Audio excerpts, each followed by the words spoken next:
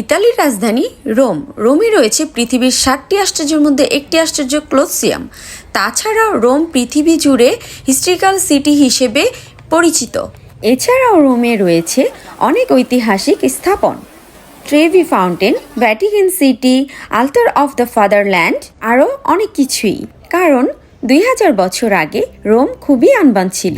তখন রোমানদের একটা বিশ্বাস ছিল যে দুনিয়া আর যাই হোক, যত সাম্রাজ্য উত্থান পতন হোক না কেন, রোম টিকে থাকবে সময়ের জন্য, একদম ইন্টারনালি। এবং এখানে এক একটি স্থাপন 2-3 হাজার বছর পুরনো হলেও দেখতে এখনও স্ট্রং, এবং দুনিয়া এত কিছু হওয়ার পরও এরা টিকে আছে অক্ষত অবস্থায়। 2000 বছর আগে টিভি ছিল না, ফোন ছিল না, রেডিও ছিল না, কিন্তু এই শহর রোম রোমান সাম্রাজ্যের সেন্টার ছিল। এবং পৃথিবী জুড়ে যেই আর্ট বিল্ডিংগুলো বানানো হয়, সেই আর্ট প্রথমে ইটালিতেই আবিষ্কার হয়েছিল। পাবলিক টয়লেটও সবার প্রথম রোমেই আবিষ্কার হয়েছিল।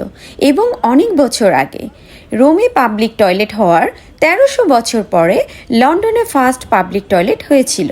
প্যারিসের পরে ইউরোপের সবচেয়ে পপুলার ডেস্টিনেশন হচ্ছে রোম। রোমে রোমান সাম্রাজ্যের সময় এই সিটিটাই ছিল সেন্টার অফ পাওয়ার। সবচেয়ে পাওয়ারফুল সিটি ছিল রোম। তোমার প্যালেস আগের আমলে ছিল, হ্যাঁ দান করে দিস। আগে এটা বড় পয়সা তো প্রতিদিন প্রায় কত মেপি আছে। ঘুরতে যাবো।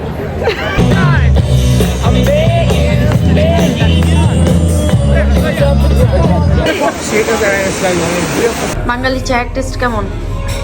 একদম পাঙ্কা, দেশি মিষ্টি পাংখা। দেশি বাবা বিরিয়ানি অর্ডার করছি, চটপটি ফুচকা, একটু পরে কই যায় এগুলা? এগুলা কই যায়? বাথরুমে যায়। ছি আল্লাহ, এই বিরিয়ানি দাম আগে না।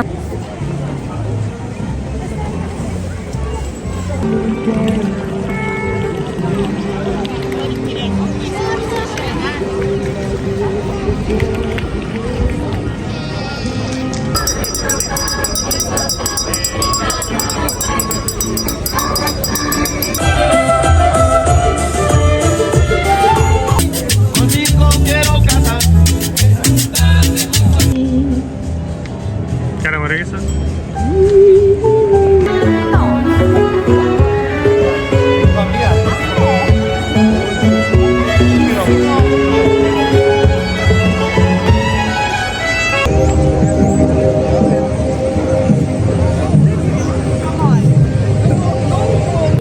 তাদের ভেতরের ডেকোরেশনটা।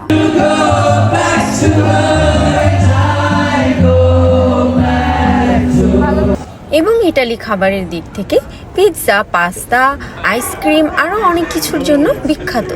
পিৎজা প্রথমত ইটালিতেই তৈরি হয়। এবং ইটালি এমন একটি দেশ যে দেশের মধ্যে আরও 2টি দেশ অবস্থিত। সো হ্যালো, আসসালামু আলাইকুম, দিস ইজ মি আকিসাকি, welcome to my another blog. আজকে আমরা যাচ্ছি ইটালির ক্যাপিটাল সিটি রোম। সো আমাদের সাথেই চলো। আশা করি পুরো ব্লগটি দেখবে অ্যান্ড অবশ্যই অনেক বেশি ইনফরমেশন দেওয়ার চেষ্টা করব আর সবার কাছে ভালো লাগবে। তো আমি যেহেতু আনকোনা সিটিতে থাকি, সেখান থেকে রোম যেতে প্রায় 3 ঘন্টা লাগে। সো রাস্তার লং জার্নিটা খুবই ভালো এনজয় করছিলাম, কারণ ইটালি এমন একটি শহর যার সৌন্দর্য বলে বর্ণনা করা যাবে না। এত সুন্দর, সুইজারল্যান্ডের পর ইটালি, মানে আমি বলবো সুইজারল্যান্ড 100% হলে 90% ইটালি আছে যে সুন্দর খুবই। অ্যান্ড আমি যেহেতু ঠান্ডার সময় যাচ্ছিলাম, আমার দোনো পাশেই দেখতে পাচ্ছ যে বরফে, হালকা হালকা বরফে কিন্তু ঘাস গাছগুলো একদম সাদা সাদা হয়ে আছে। অ্যান্ড রাস্তাটা অনেক বেশি সুন্দর লাগছিল। বাট বাহিরে অনেক ঠান্ডা, যখনই আমি গ্লাসে টাচ করতেছিলাম অনেক বেশি ঠান্ডা অনুভব করতেছিলাম। ভিতরে যেহেতু এখানে সব গাড়িতেই হিটার সব সময় রাখতে হয় ঠান্ডার সময়, যেহেতু এখানে ঠান্ডাই বেশি থাকে। অ্যান্ড যেতে যেতে রাস্তায় অনেক সুন্দর বড় বড় পাহাড়, গাছপালা সব কিছু মিলিয়ে আমি আর ঘুম দেইনি, কারণ আমি রাস্তা উপভোগ করতে করতে কখন যে চলে গেছি রোমে আমি নিজেও জানি না। অ্যান্ড দূর থেকে যে পাহাড়গুলো দেখা যাচ্ছে, পাহাড়ের চূড়ায় চূড়ায় দেখা যাচ্ছে যে বরফ জমে আছে, দেখতে খুবই অসাধারণ।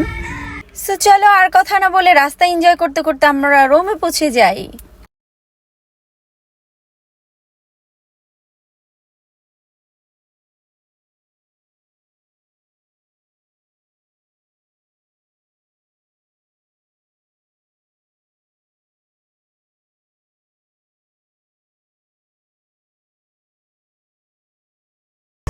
Condividi le gioie su Amazon con offerte dell'ultimo minuto ed altro.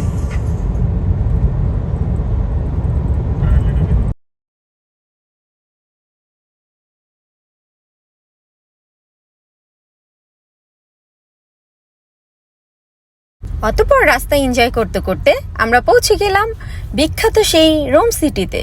তো প্রথমেই আমি যা দেখতে পাচ্ছি পার্কিং প্রবলেম।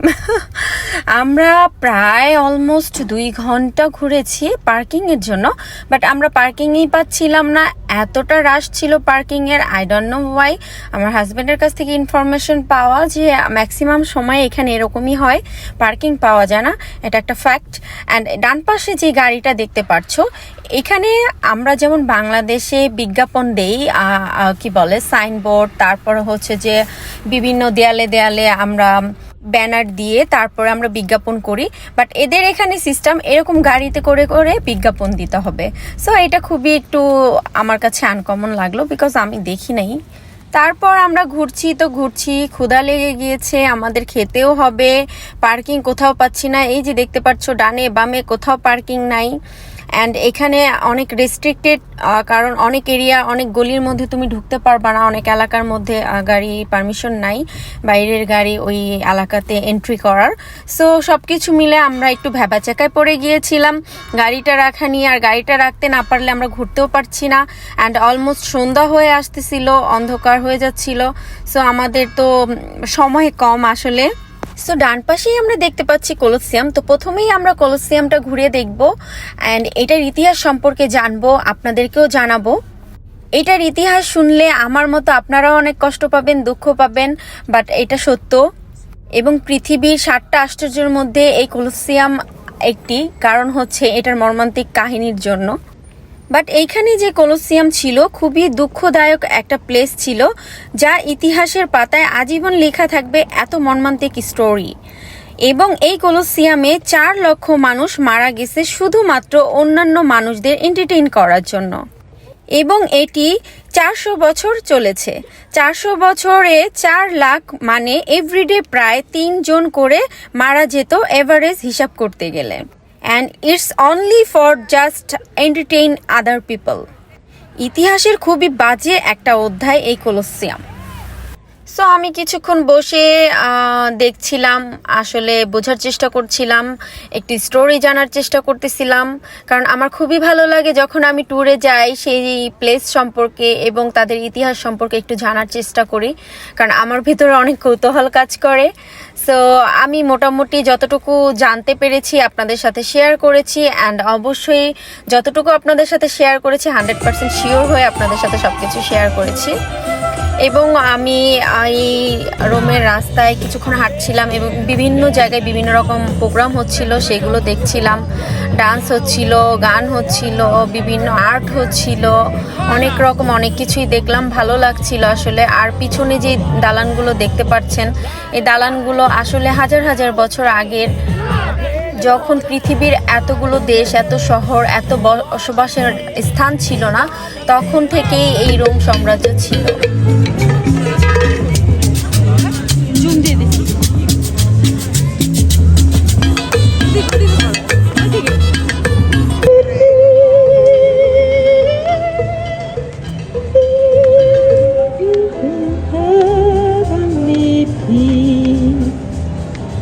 কেন মরে গেছে?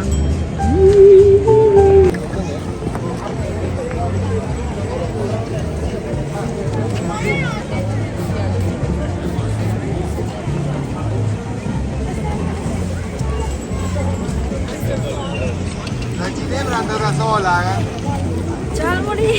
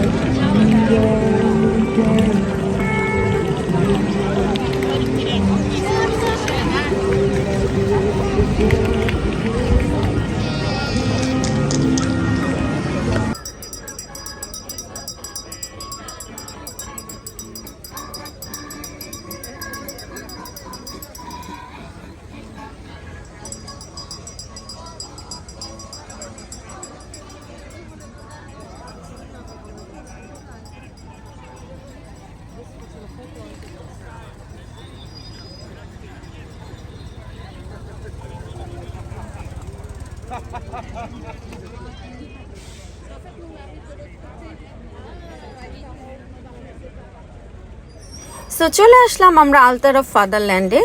সো এটিও রোমের মধ্যেই অবস্থিত অ্যান্ড এটার ইতিহাসও অনেক। সো চলো আমরা প্রথমে যাই। আর এই প্যালেসটা দেখতে এত সুন্দর, ট্রাস্ট মি, আমার এত ভালো লেগেছে। এখানে আমি অনেকক্ষণ সময় ছিলাম, ভালো লেগেছে ঘুরে দেখতে দেখতে। উপরে গিয়েছি অ্যান্ড একদম ভিতরে যাইনি, কারণ আমার তো সন্ধ্যা হয়ে যাচ্ছিল, আমার হচ্ছে পুরো রোম ঘুরে দেখতে হবে। সো যতটুকু পেরেছি আমি ঘুরেছি, ভালো লেগেছে।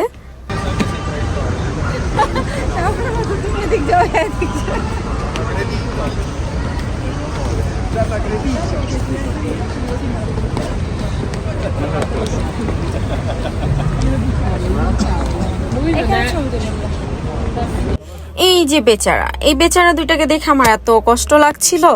দুইজন না নড়তে চড়তে পারতেছে, না পলক ফেলতেছে, একদম স্ট্রেইট দাঁড়িয়ে আছে। মানে এরা আসলে কতক্ষণ দাঁড়িয়ে থাকে আমার আইডিয়া নাই, এদের ডিউটি কতক্ষণ। যতক্ষণ দাঁড়িয়ে থাকবে এভাবেই দাঁড়িয়ে থাকবে। আমাকে যদি কেউ বলে এইভাবে দাঁড়িয়ে থাকতে, আমার তো মনে হয় উচ্চপিচ শুরু হয়ে আমি এমনিতেই নড়াচড়া বেশি শুরু করে দিব। তোমার প্যালেস আগের আমলে ছিল, হ্যাঁ দান করে দিস। আগের আমলে না, আগের জন্মে ছিল। আগের জন্য আচ্ছা, আর ওই যে উপরেটা কেমন নিচেটা দুদিন আছে।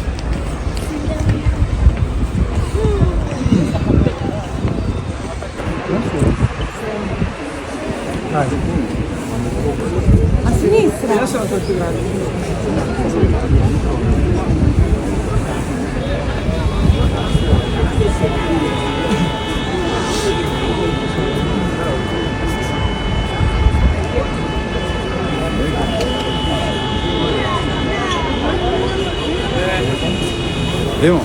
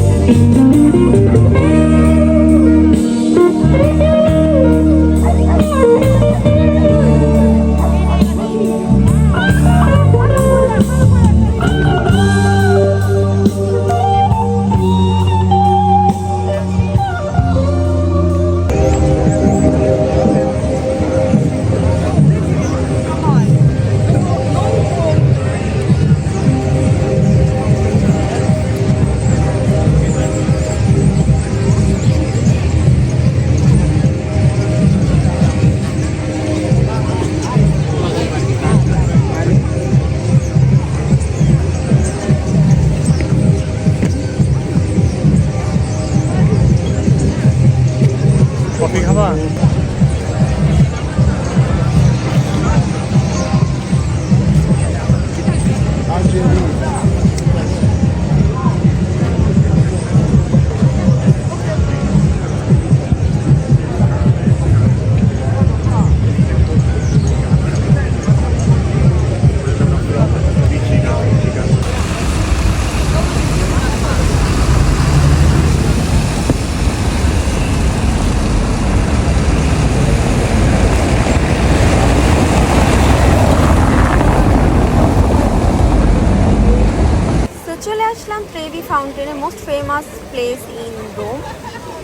এই সময়ও এত মানুষ এখানে।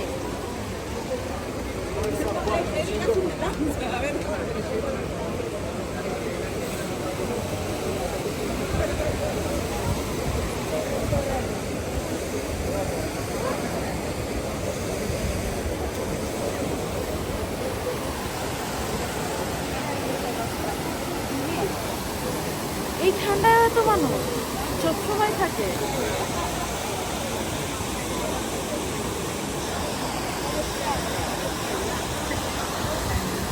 चलो जाके पैसा फेंकते हैं।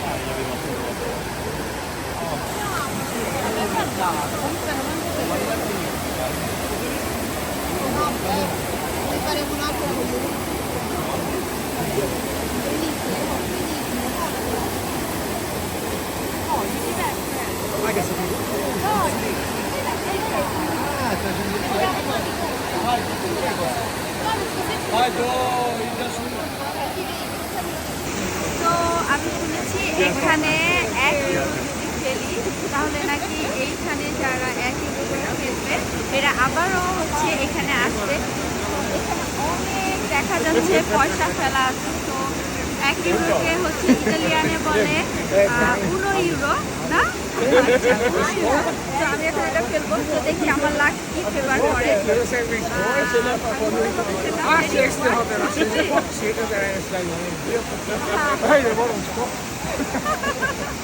এটা বড় পয়সা। তো প্রতিদিন প্রায় কত অনেক অনেক ফেলা হয় না? প্রতিদিন 3000 ইউরো। হ্যাঁ, 3000 ইউরোর মতো এখানে ফেলা হয়। এই যে এগুলো সব হচ্ছে পয়সা, এগুলো সব পয়সা। তো আমি আজকে ফেলে গেলাম, দেখি।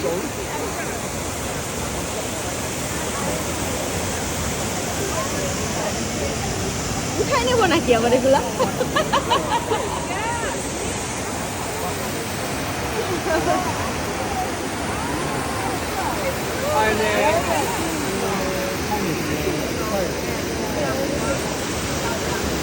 সে পরাতঙ্গ যত সব ফালতু পয়সা নষ্ট করা জায়গা, পারফিউম ছাড়া সব জিনিস, পাউডার, ব্রাশ, টুথব্রাশ, দাঁত ব্রাশ, পাউডার ব্রাশ দেখাই কিন্তু রাস্তায় মেয়েদের দিকে হাক করে চেয়ে থাকো। কাম নেই।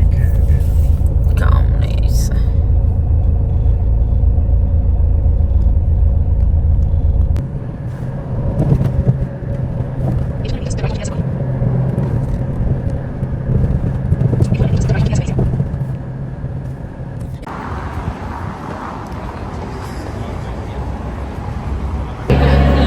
টুপি আছে বিরিয়ানি, পেঁপে আছে 0।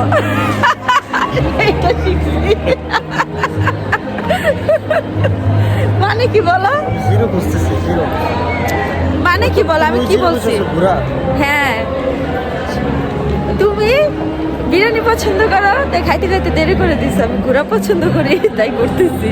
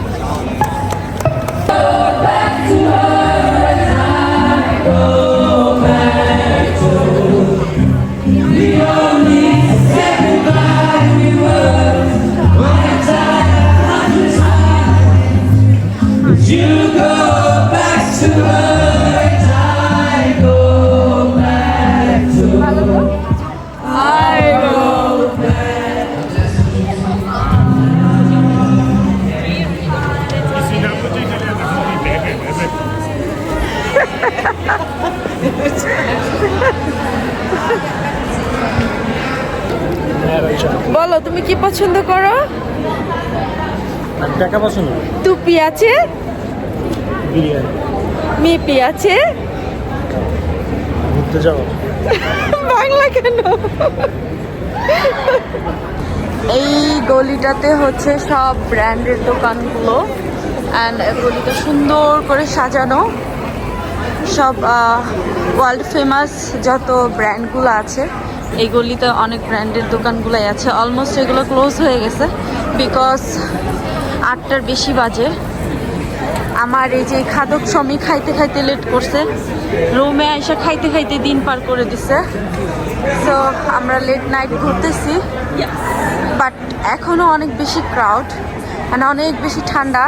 অবশ্য সবাইকে দেখেই বোঝা যাইতেছে যে কি পরিমাণ ঠান্ডা, প্রচুর ঠান্ডা। এই যে আরমানি, এই যে ম্যাড স্টোর, অ্যাপেলের বড় শোরুম। ও ঠান্ডা লাইক কথাই বলা যাইতেছে না এরকম। সবাইকে দেখো কি অবস্থা, বাট তারপরও সবাই ঘুরতেছে, তাই না? যাই হোক না হোক, ঠান্ডায় আমার মতো পাগল আরো অনেক আছে। আমি তো মনে করতাম বাংলাদেশে আমিই পাগল, এমনি আমার চেয়ে বড় পাগল আছে এখানে। এখানে তো ঠান্ডার বাপ, তারপরও যেই প্রোটেকশন নিয়ে সবাই ঘুরতে বের হয়, আমিও 4টা-5টা প্রোটেকশন নিয়েই বের হয়েছি। আর এই যে দেখো মোবাইল নিয়ে গুটুম গুটুম করে, আমাকে দেখে না, রাস্তা চিনে না, হারাই গেছে। বামে দেবে রাও, এখন হচ্ছে যে প্রমাণ রাখলো রাস্তা চিনে। অ্যাপেলের অনেক বড় শোরুম, তাই না? টাকা দিছে তোকে। হ্যাঁ হ্যাঁ, আমি ভাবছিলাম এখানে অনেকগুলো ব্র্যান্ডের দোকান আছে, একটু ঘুরে টুরে দেখবো, বাট ক্লোজ হয়ে গেছে। It's okay. চটপটি তুমি খাইতেছিলা, বিরিয়ানি।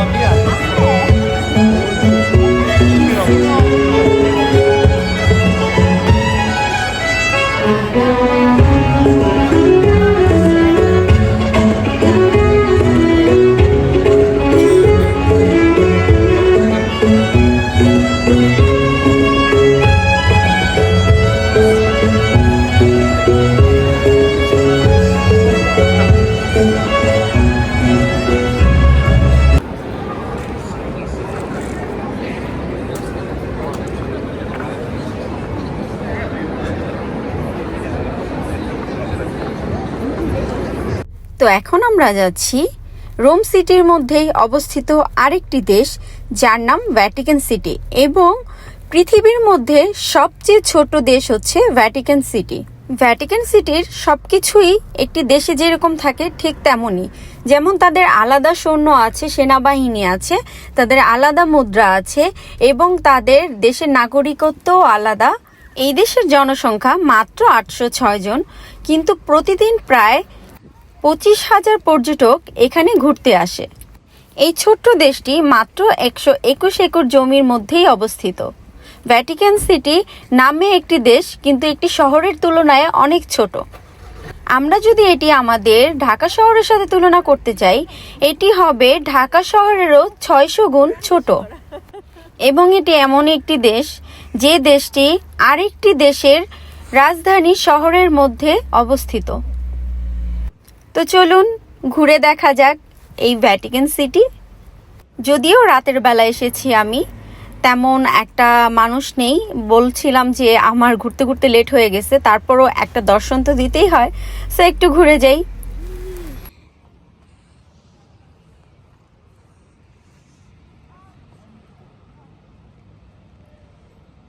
এখানে আলোটা সুন্দর।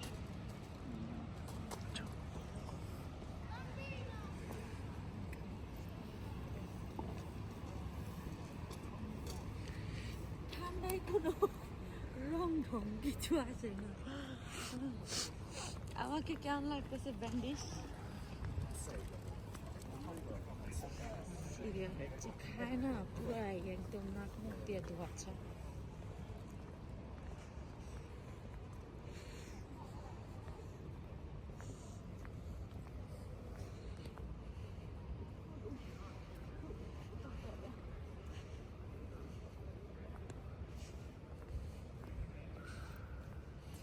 চুল ঠিক করে দাও তো।